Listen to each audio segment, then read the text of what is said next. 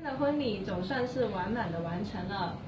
首先要非常感谢香港方面的 Kathy， 还有是特别要感谢巴黎方面的阿迪，还有他的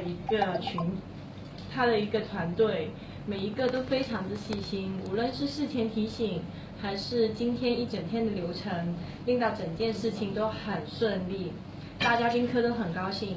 每一个人都很满意，各种无聊奇怪的要求，他们都尽量满足。无论事前帮我们一起收集东西，还是事后帮我们理东西，我们都觉得很窝心。再一次非常感謝，我們感到非常滿意。好，我都非常之滿意啦。我先多謝阿 Kathy 啦，同埋佢嘅團隊啦。喺香港方面嘅安排咧，其實我哋 OK 嘅，因為我哋兩個大頭蝦啦，又成日漏嘢啦。又唔聽書啦，講咗又唔記得啦，好多嘢甩甩漏漏啦。咁但係Kathy 同佢嘅團隊都好多嘢幫到手啦，咁我就執到漏啦，成日重複又提醒啦。咁呢份成日提醒都好啦，我哋都係會留意嘅。咁但係都做得好好啦。